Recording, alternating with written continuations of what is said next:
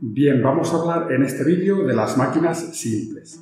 Las máquinas simples son dispositivos que me permiten reducir la fuerza necesaria para realizar un trabajo. Pero ¿y eso qué quiere decir? Bueno, pues eso es lo que vamos a ver. Imaginaos que quiero levantar este objeto, que es un viejo transformador que pesa más o menos 5 kilos. En realidad no es muy correcto decir que pesa 5 kilos, porque los kilos son una unidad de masa. El peso es una fuerza, habría que medirlo en unidades de fuerza. Entonces el peso lo vamos a medir en newtons. 5 kilos equivalen más o menos en la Tierra a 50 newtons. Así que si yo quiero levantar este objeto voy a tener que hacer una fuerza de 50 newtons hacia arriba. Vamos a comprobarlo. Si cojo el dinamómetro y levanto el objeto, observa cómo efectivamente marca en el 50, que es la fuerza que él está haciendo hacia abajo y yo hacia arriba. Bueno, pues quizá no haga falta hacer una fuerza de 50 newtons para levantar este peso. Fijaos, esto es una máquina simple, es una palanca es una barra rígida que es esta de aquí, que puedo girar alrededor de un punto de apoyo que es este de aquí. Pues voy a levantar mi peso con esta palanca, veis que lo levanto y voy a comprobar qué fuerza estoy haciendo para levantarlo. Voy a poner aquí el dinamómetro y observar que la fuerza que tengo que hacer es bastante menor que los 50 newtons. Bueno, pues esto es magia. ¿Es magia? Puede ser, pero como toda magia, tiene su truco, y ese truco es lo que os voy a explicar ahora. Fijaos, al empujar un extremo de la palanca hacia abajo, efectivamente el peso, que está en el otro extremo, sube. Yo hago una fuerza menor que los 50 newtons del peso que levanto. Sin embargo, y aquí está el truco, la distancia que yo recorro haciendo mi fuerza es mayor que la distancia que recorre el peso. Es decir, hago menos fuerza, pero a cambio tengo que recorrer una distancia mayor. Y es que lo que se mantiene constante no es la fuerza, sino el producto de la fuerza por la distancia recorrida. Es decir, el peso que yo levanto, al que llamo R de resistencia, multiplicado por la distancia que recorre, es igual a la fuerza que yo hago multiplicada por la distancia que recorro. Cuanto más distancia recorro, menos fuerza tendré que hacer. Este producto de fuerza por distancia es una magnitud física que se llama trabajo, o también energía. Así que cuando digo que el peso que levanto por la distancia que recorre es igual a la fuerza que hago por la distancia que recorro, no estoy más que expresando el principio de la conservación de la energía. Por lo tanto, si quiero levantar un peso de 50 newtons un metro sobre el suelo, tendré que realizar un trabajo de 50 newtons por un metro igual a 50 newtons por metro. Puedo hacerlo realizando una fuerza de 50 newtons y recorriendo también un metro, lo que me da 50 newtons por metro, o también realizando una fuerza de solo 25 newtons, pero recorriendo una distancia de 2 metros, que también me da un trabajo de 50 newtons por metro. E incluso podría recorrer una distancia menor, de solo 0,5 metros, pero para ello tendría que hacer una fuerza de 100 newtons, ya que 100 newtons por 0,5 metros me da un trabajo de también 50 newtons por metro. Por lo tanto, una máquina simple me permite reducir la fuerza para realizar un trabajo, en este caso levantar un peso, pero, y repito que aquí está el truco, a cambio de recorrer una mayor distancia. Vamos a fijarnos de nuevo en la palanca. Esta de aquí es la distancia que recorre el peso al levantarse. Y esta otra distancia es la que yo recorro haciendo la fuerza para levantarlo. Estas dos distancias son proporcionales a los brazos de la palanca. Se llama brazo de resistencia a la distancia desde el punto de apoyo hasta el peso o resistencia, y lo voy a representar con la letra B.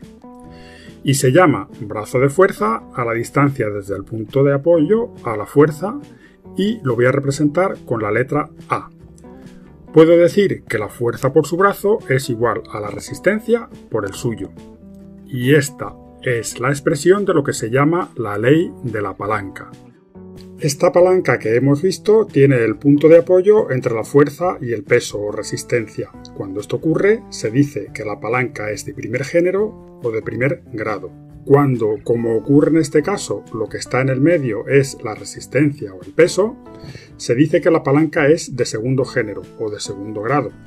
En las palancas de segundo grado, el brazo de fuerza es siempre mayor que el de resistencia, es decir, la fuerza siempre recorre una mayor distancia que el peso, por lo que será siempre también menor que el peso.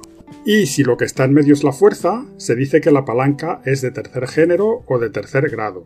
En este caso, el brazo de fuerza es siempre menor que el de resistencia, por lo que la fuerza siempre recorre una distancia menor que el peso y será siempre mayor que el peso que se quiere levantar.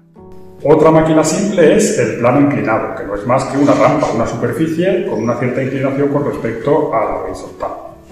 Fijaos cómo, al subir el peso por la rampa, la fuerza que tengo que hacer es menor que el propio peso. Cuanto más tendida es la rampa, menor fuerza tengo que hacer. Igual que antes, a cambio tengo que recorrer una mayor distancia. En este caso, la distancia que recorre el peso es la altura a la que se levanta, y la distancia que recorre la fuerza es la longitud de la rampa. Cuanto más tendida está la rampa, más larga es y mayor distancia recorre la fuerza. Por lo tanto, menos fuerza tengo que hacer, puesto que también se cumple la ley de la palanca.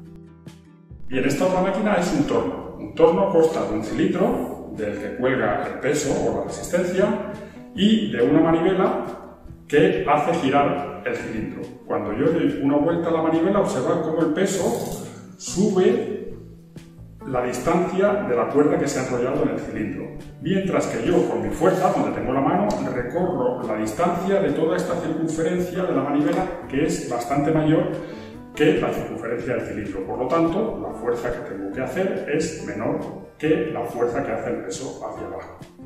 Comprobad cómo es así. Fijaos cómo en este caso, en el que el radio de la manivela es más o menos 5 veces mayor que el radio del cilindro y por lo tanto la circunferencia que recorre la manivela será unas 5 veces mayor que la circunferencia del cilindro, la fuerza que hay que hacer para levantar el peso es efectivamente unas 5 veces menor.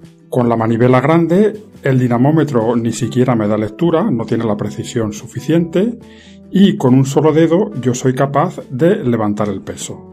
En el caso del torno, como los radios tanto de la manivela como del cilindro son proporcionales a la circunferencia, a la distancia que se recorre, se puede asimilar y decir que la B es el radio del cilindro y la A es el radio de la manivela y se sigue cumpliendo la ley de la palanca, que la fuerza por A es igual a la resistencia por B. Bien, la última máquina que vamos a ver es la polea. Fijaos cómo cuando tengo una sola polea, la fuerza que tengo que hacer para levantar el peso no se reduce.